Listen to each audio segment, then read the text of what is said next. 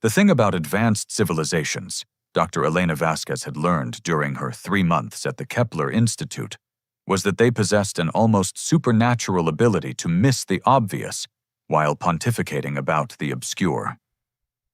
Take Professor Zixithera, for instance. The Vorthak crystalline entity currently explaining human neural limitations to a room full of xenobiologists had somehow managed to evolve light-based consciousness, master faster-than-light communication, and develop technology that could reshape matter at the molecular level. Yet here it was, completely oblivious to the fact that the primitive human specimen taking notes in the back row understood every nuanced frequency of its native harmonic language. The bipedal mammals demonstrate fascinating cognitive constraints. Zixithera's crystal formations pulsed in deep amber patterns that roughly translated to academic condescension. Their neural architecture simply cannot process multidimensional temporal causality. Observe how they struggle with even basic probability matrices. Elena dutifully raised her hand, maintaining the slightly bewildered expression she'd perfected over weeks of careful practice. Excuse me, Professor. I'm sorry, but could you explain what you mean by probability matrices? I'm still having trouble with the concept. The gentle laughter that rippled through the seminar room carried undertones of alien superiority that would have been insulting if Elena hadn't been counting on exactly this reaction. Dr. Morthek, a meridian gas cloud being whose consciousness existed as organized plasma currents, shifted its electromagnetic field in what Elena recognized as barely contained amusement. Of course, young human. Morthek's synthesized voice carried the patient tone, reserved for explaining concepts to particularly slow children. Your species processes information linearly, yes? One thought, then another, then another. Like, how do you say, beads on a string? Elena nodded eagerly, scribbling notes with the enthusiasm of someone desperately trying to keep up. Oh, so you mean we can't think about multiple things at once? But wait. She paused, tapping her stylus against her lower lip in apparent concentration. If that's true, how do humans manage to coordinate complex activities like, say, running a planetary defense grid while simultaneously negotiating trade agreements and conducting scientific research? Over 97% of viewers here are watching without subscribing. Don't be one of them. Hit that subscribe button right now and join the journey. Every click helps us grow stronger, and you'll never miss the next epic story. The room fell silent for exactly 2.3 seconds. Elena had been timing these moments of cognitive dissonance with growing amusement. Zixithera's crystal matrix flickered through several colors that Elena knew indicated rapid information processing. Well, the Vorthak professor finally resonated. Humans obviously use distributed processing. Different individuals handle different tasks. Specialization compensates for individual limitations. But wouldn't that require some kind of metacognitive awareness to coordinate effectively? Elena asked, her voice carrying just the right amount of genuine curiosity mixed with confusion. I mean, someone would have to understand all the different specialized areas well enough to coordinate them, right? Dr. Kethral, a Zephyrian hive mind whose individual drones were scattered throughout the lecture hall, buzzed with what Elena had learned was their species' equivalent of intellectual irritation. The human raises an interesting point. Perhaps their coordination mechanisms are more sophisticated than initial assessments suggested. Elena watched with hidden satisfaction as the alien professors began exchanging glances, or electromagnetic pulses, or harmonic resonances, depending on their species.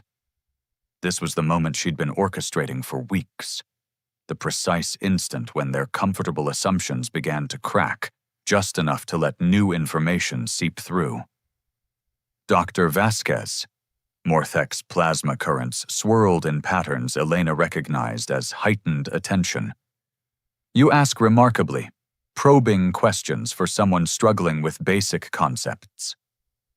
Elena allowed herself a small, self-deprecating laugh. Oh, I think I just get confused easily. When I don't understand something, I tend to ask lots of questions. My professors back on Earth always said I overthought everything. She paused, then added with apparent innocence. They used to joke that I could find complexity in a glass of water. Complexity in water? Zixthara's formations pulsed in genuine puzzlement. Well, there's the molecular structure, the hydrogen bonding, the way it interacts with dissolved minerals, the quantum effects at the molecular level, the thermodynamic properties. Elena trailed off, making her expression shift from enthusiasm to embarrassment. See? I do it all the time. I'm probably overcomplicating things again. The silence that followed was different from the previous pause. Elena could practically feel the alien minds around her reassessing, recalibrating, trying to fit her words into their existing frameworks about human cognitive limitations. Kethral's drones shifted positions subtly, and Elena knew the hive mind was analyzing her speech patterns, looking for inconsistencies. Your understanding of molecular chemistry seems extensive for someone struggling with probability matrices. Elena brightened, as if receiving praise from a favorite teacher. Oh, that's just memorization. I'm really good at remembering facts, but I have trouble with the bigger picture stuff. Like, I can tell you everything about how neurons fire, but I can't figure out how consciousness emerges from all those firings. You know? She watched 3 different species of advanced alien intelligence struggle with the implications of that statement. How could a mind capable of detailed technical knowledge lack the capacity for abstract reasoning? How could someone who understood quantum molecular interactions claim to be confused by consciousness, something that these aliens viewed as merely an emergent property of sufficiently complex information processing? Perhaps, Dr. Morthek suggested carefully, human intelligence operates on different principles than we initially theorized. Elena nodded vigorously. That's what I've been wondering. Like, when you explained multidimensional temporal causality earlier, I couldn't follow the math, but I kept thinking about this old Earth saying, the best way to predict the future is to create it. Doesn't that suggest we understand causality? Just differently. Zixthara's crystal matrix began cycling through rapid color changes that Elena knew indicated intensive data processing. Creating the future would require manipulating causal chains across multiple probability states. That level of temporal mechanics should be impossible for linear thinkers. But humans do it all the time, don't they? Elena asked, her tone suggesting she was genuinely puzzled by her own question. I mean, we make plans, we adapt them based on changing circumstances. We prepare for multiple contingencies. Isn't that basically manipulating probability states? The alien professors began exchanging communications in frequencies and modalities Elena wasn't supposed to detect, let alone understand. She caught fragments of heated debate. Arguments about the reliability of their initial assessment protocols, concerns about whether human cognitive architecture had been fundamentally misunderstood, and, most satisfying of all, growing questions about whether other primitive species might have been similarly underestimated.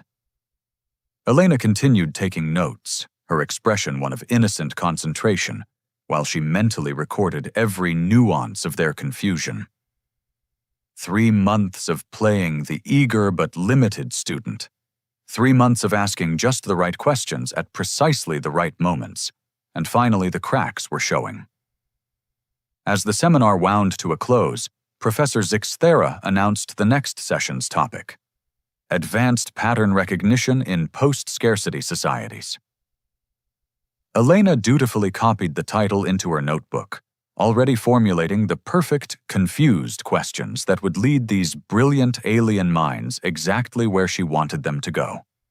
After all, the best way to study advanced intelligences was to let them think they were studying you, The Kepler Institute's meditation gardens were designed to accommodate 17 different sensory modalities, which made them the perfect place for private conversations between species that communicated through bioluminescence, quantum entanglement, and controlled gravitational fluctuations. What the gardens weren't designed for was eavesdropping by supposedly primitive bipeds who had developed an inconvenient talent for reading alien body language. Elena sat cross-legged beside a fountain that generated musical notes through precisely controlled water droplets, apparently absorbed in reviewing her lecture notes from Advanced. Pattern recognition. 20 meters away, Professors Zixthera and Mortek were engaged in what they clearly believed was a private discussion about the anomaly in their Human Integration Studies program. The questions, Zixthera's crystals flickered in rapid patterns Elena recognized as academic anxiety. They follow trajectories we didn't anticipate. Dr. Morthek's plasma currents swirled in agreement. Each inquiry appears naive on the surface, yet consistently guides our research toward revelations about human capability rather than limitation. Elena turned a page in her notebook and continued her charade of struggling with basic concepts, while simultaneously parsing the aliens' conversation through 3 different sensory channels. The Vorthak species embedded emotional context in their harmonic frequencies. The meridians leaked electromagnetic field data when agitated, and both species unconsciously synchronized their communication patterns when discussing subjects of mutual concern. Today, she asked about predictive modeling in resource distribution scenarios.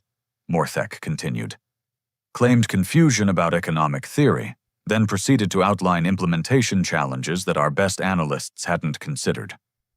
Elena suppressed a smile as she recalled that particular exchange. She'd spent 30 minutes appearing baffled by supply and demand curves, then innocently wondered aloud why the aliens' economic models didn't account for the psychological variables that drove irrational market behavior during scarcity events. The resulting 2-hour discussion had provided her with detailed insights into how post-scarcity civilizations viewed resource allocation, data that would prove invaluable for Earth's upcoming trade negotiations. Coincidence? Zixthera's formations pulsed with decreasing conviction. Human cognitive development follows unpredictable patterns. Random neural firing occasionally produces insights beyond their comprehension level. Dr. Kethral materialized beside them, or rather, enough of the hive mind's drones clustered together to approximate individual conversation. Elena noted that the Zephyrian had been positioning surveillance units throughout the Institute with increasing frequency over the past week. Random neural firing doesn't explain pattern consistency. Kethral buzzed with characteristic directness. We've analyzed 17 seminar sessions. The humans' interventions demonstrate systematic methodology masked as intellectual fumbling. Elena flipped to a fresh page and began sketching molecular diagrams, providing visual cover for her enhanced auditory focus. The Zephyrian hive mind's assessment was getting uncomfortably accurate, but their conclusion remained limited by the same assumptions that had made this entire operation possible. What methodology could a junior researcher employ that we wouldn't detect? Morthek's electromagnetic field fluctuated with genuine puzzlement. Perhaps, Kethral's drones shifted into a formation Elena knew indicated hypothetical speculation. We should examine what we've learned since the humans' arrival versus what we learned in the previous solar cycle. The silence that followed was profound enough that even the garden's ambient harmonic generators seemed to pause. Elena maintained her apparent focus on molecular structures while calculating exactly how much her alien colleagues had revealed during their months of educating her about human limitations. They'd discussed Vorthak decision-making processes when explaining why humans couldn't handle crystalline logic systems. They'd detailed meridian social hierarchies while describing human tribal inadequacies. They'd outlined Zephyrian collective consciousness mechanisms during lectures about individual versus group intelligence.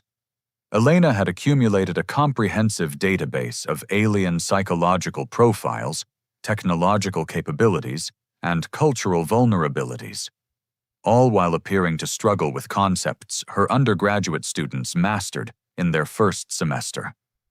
"The learning curve is unprecedented," Zixthera admitted, crystals cycling through colors that indicated reluctant recognition. "Human neural plasticity appears more sophisticated than initial assessments suggested."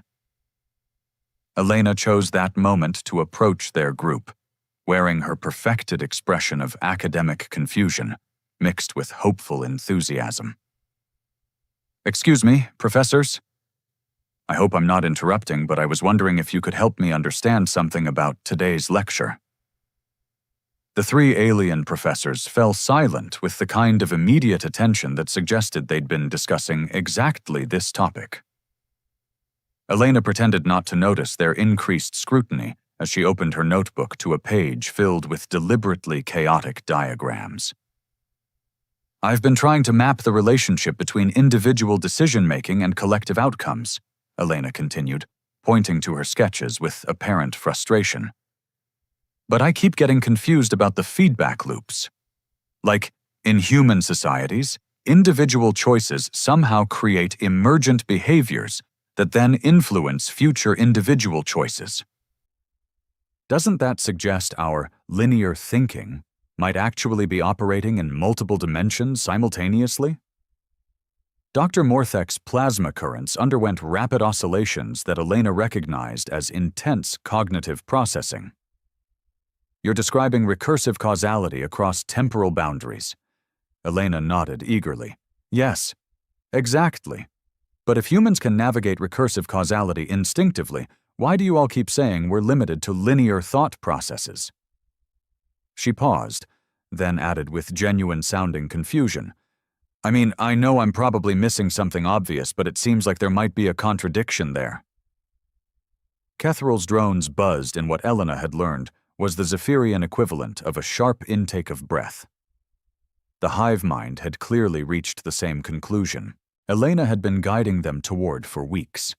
Their fundamental assumptions about human cognition might be catastrophically incorrect. Dr. Vasquez, Zixthara's crystal matrix stabilized into patterns Elena recognized as formal academic inquiry. "Where exactly did you complete your undergraduate studies?"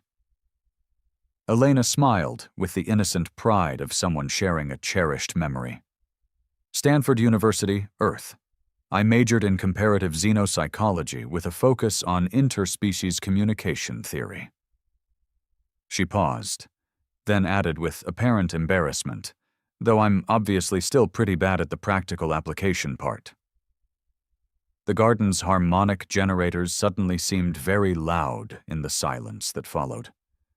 Elena watched three of the galaxy's most advanced intelligences process the implications of what she'd just revealed. A human with formal training in alien psychology had been sitting in their lectures for months, asking questions that systematically exposed the gaps in their understanding of her own species. Dr. Morthek was the first to recover. "Comparative xenopsychology is a graduate-level field of study." Elena brightened, as if receiving unexpected praise. "Oh, it was just an experimental program, really interdisciplinary. Cognitive science, game theory, behavioral economics, cultural anthropology. We studied how different intelligence types approach problem solving." She gestured toward her notebook with apparent frustration, though obviously I didn't retain much of the theoretical framework stuff. Elena could practically see the pieces clicking into place behind their alien expressions. A human trained in xenopsychology would understand exactly how to manipulate alien biases about human limitations. Such an individual could systematically exploit their assumptions while gathering intelligence about their psychological profiles and technological capabilities. The question that none of them had asked yet. The question Elena was carefully avoiding. was whether she was working alone.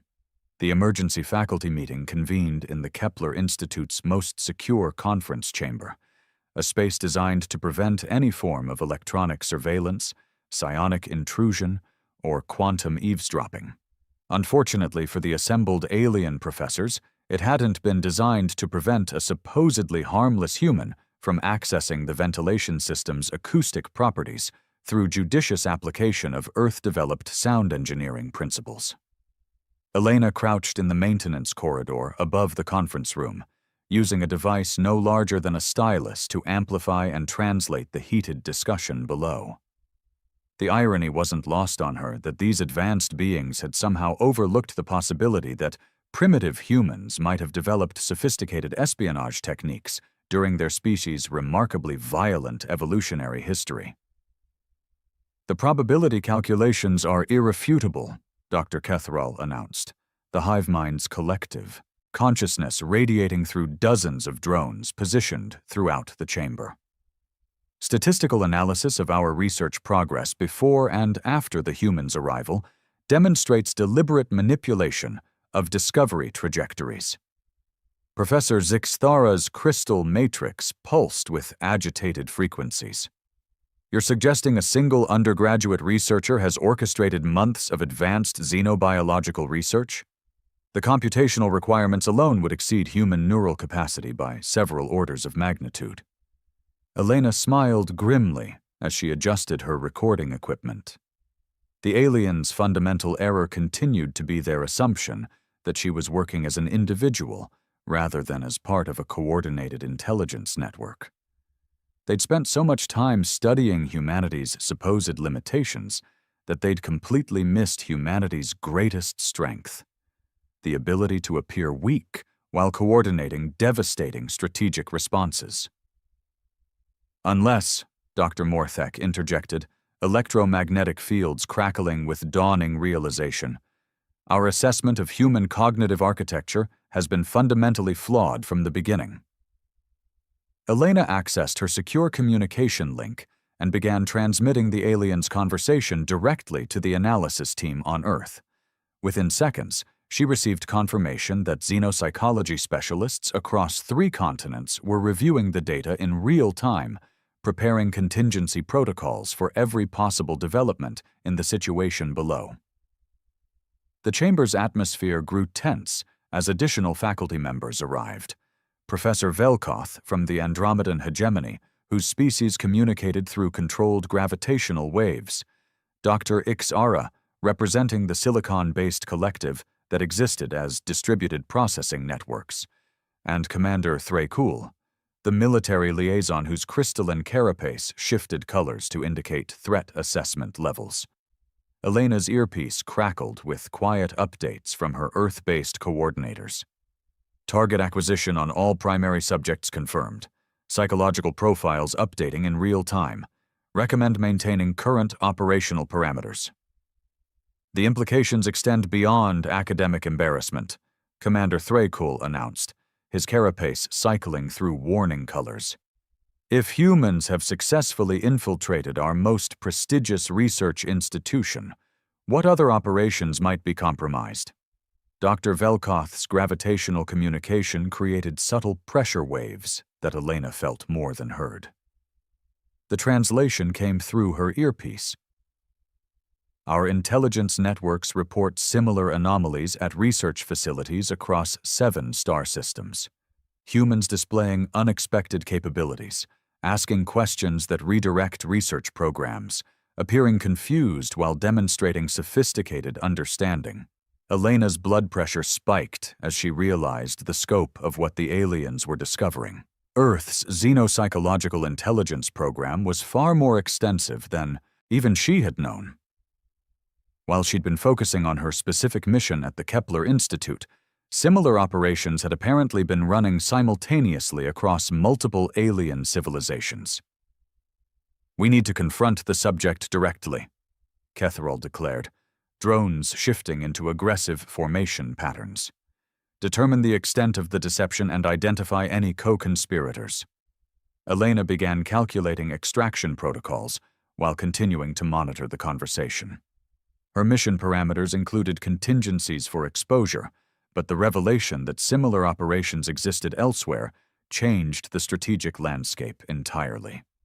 "Dr. Vasquez," came the synthesized voice through the chamber's communication system. "Please report to Conference Chamber Alpha immediately." Elena had approximately 43 seconds before her absence from the corridor would trigger security protocols. She activated her emergency beacon, uploaded her complete intelligence cache to the secure Earth network, and began moving toward the conference chamber with the casual pace of someone responding to a routine academic summons. The chamber doors sealed behind her with the kind of finality that suggested this wasn't going to be a friendly conversation. Elena maintained her carefully practiced expression of confused concern as she took in the assembled alien faculty, noting their positioning, threat postures, and the subtle energy signatures that indicated activated defensive systems. "Dr. Vasquez," Professor Zixathera began, crystal formations cycling through formal interrogation patterns. "We need to discuss some inconsistencies in your academic background." Elena nodded earnestly, pulling out her notebook as if preparing to take notes on whatever correction she'd apparently made. "Of course. I know I've been struggling with some of the more advanced concepts. Have I been making errors in my assignments?" Dr. Morthek's plasma currents swirled with barely contained frustration. "You claimed to have majored in comparative xenopsychology at Stanford University." "Yes," Elena replied, maintaining her tone of helpful confusion. "Is that a problem?" "I know it's not directly related to xenobiology, but I thought the interdisciplinary background might be helpful." "Comparative xenopsychology," Kethrall buzzed with increasing intensity, "is classified as a Level 7 strategic intelligence discipline by the Galactic Security Council. No member species permits unrestricted academic study of xenopsychological manipulation techniques." Elena felt her carefully constructed cover story beginning to crumble, but her training kicked in automatically. When deception fails, the next best option is selective truth, wrapped in apparent cooperation. "Oh," she said, her expression shifting from confusion to embarrassment. "I probably should have mentioned that part of the program was classified, but it was just theoretical study. We never did any actual fieldwork or anything like that." The silence that followed was charged with enough tension to power a small space station. Elena could see the exact moment when each alien professor reached the same inescapable conclusion. They weren't interrogating a confused student who'd stumbled into advanced concepts beyond her understanding. They were sitting across from a trained xenopsychological operative who had spent months systematically extracting intelligence about their species while making them believe they were teaching her about human limitations. Commander Thrakul's carapace shifted to deep combat red. "Dr. Vasquez, what is your actual mission here?" Elena closed her notebook and looked around the chamber with the calm assessment of someone whose cover had been blown, but whose real work was already complete. "To learn everything possible about how advanced alien civilizations think, feel, and make decisions. Mission accomplished." The chamber erupted in overlapping communications as the alien faculty finally grasped the full scope of what had been happening under their noses. Elena sat quietly in the center of the chaos, mentally reviewing the comprehensive psychological profiles, technological assessments, and strategic vulnerabilities she'd gathered during her months of playing the eager but limited student. After all, the best intelligence operations were the ones where the targets enthusiastically provided all the information themselves. The most dangerous moment in any intelligence operation, Elena had learned during her advanced training, wasn't when your cover got blown. It was when you had to decide how much truth to reveal afterward. Too little, and your targets would keep digging until they uncovered operations you needed to protect. Too much, and you'd compromise strategic advantages that took decades to develop. Looking at the assembled alien faculty, their various sensory organs focused on her with the intensity of beings who just realized they'd been outmaneuvered by what they considered a lesser species. Elena made a calculated decision that would have terrified her superiors back on Earth. She was going to tell them everything. "Before you start planning my interrogation," Elena said, standing and walking to the chamber's central holographic display. "Let me save everyone some time." Commander Thrakul's carapace flared with combat warnings, but Elena ignored the threat display.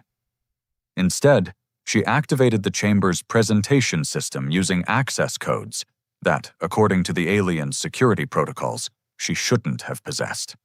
Computer, display file designation Terra Omega 779.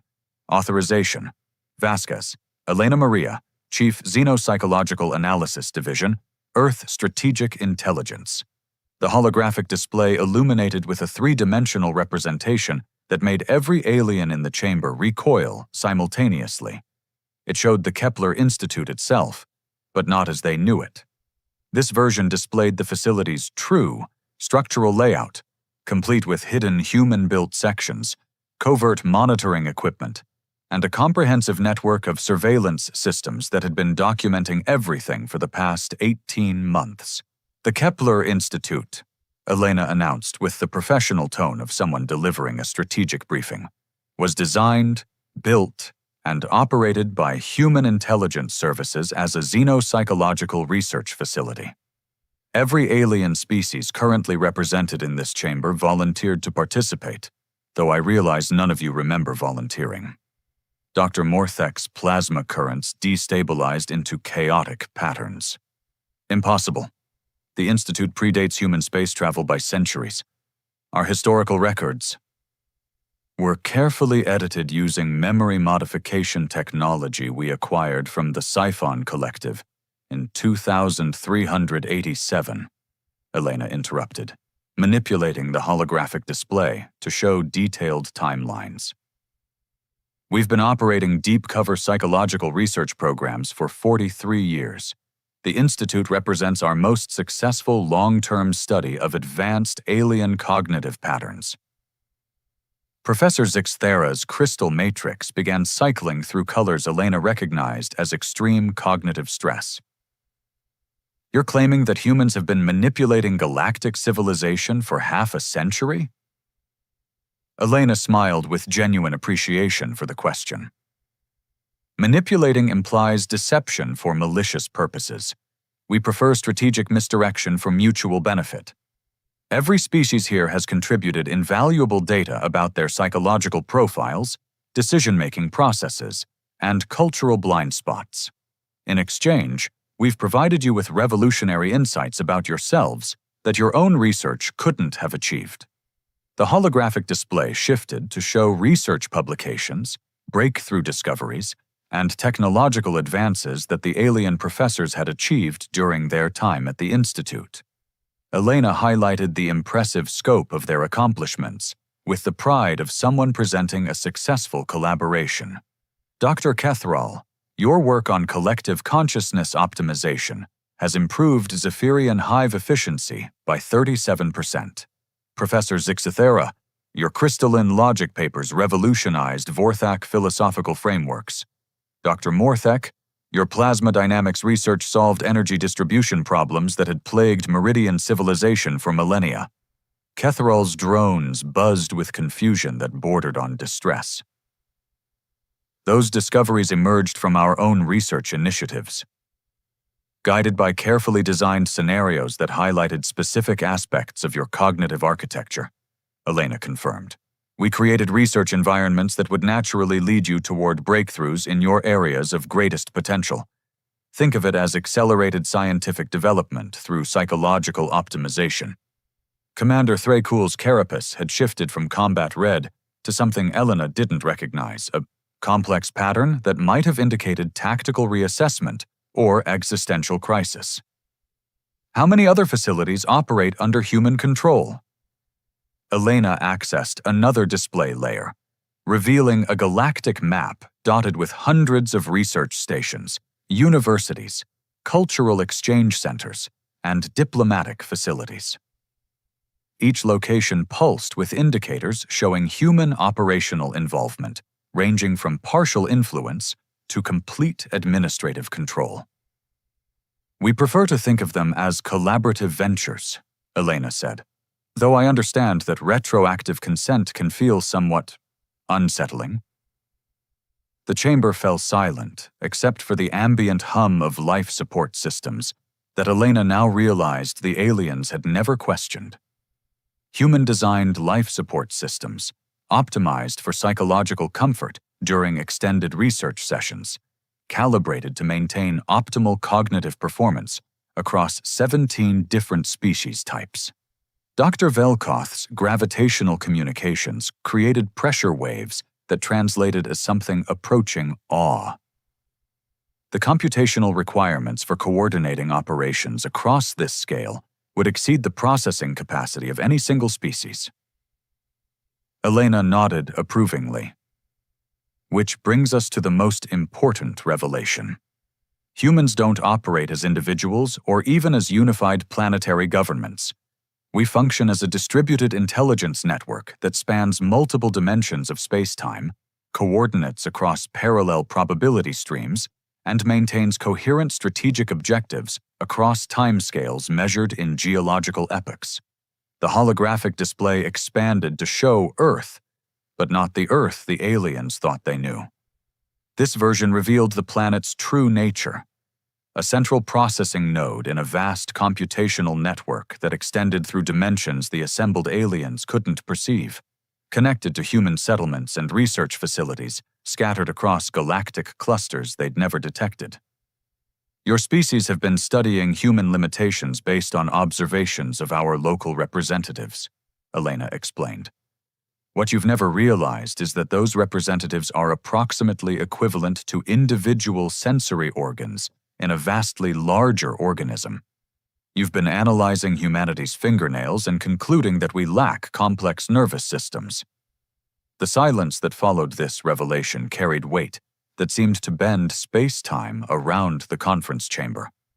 Elena watched as some of the galaxy's most advanced minds struggled to process implications that redefined not just their understanding of humanity, but their place in the cosmic hierarchy they'd thought they understood.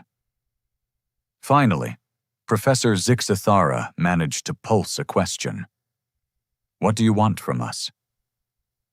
Elena deactivated the holographic display and turned to face the assembled aliens with an expression of genuine respect and anticipation. We want to offer you the chance to become actual research partners instead of unknowing test subjects. The psychological profiles we've developed suggest that most of your species would find genuine collaboration far more satisfying than guided manipulation. She gestured toward the chamber's sealed doors. You can leave anytime you want, return to your home worlds, share what you've learned here, develop countermeasures against human psychological operations. Or you can stay and help us design research programs that benefit everyone involved without the need for strategic deception.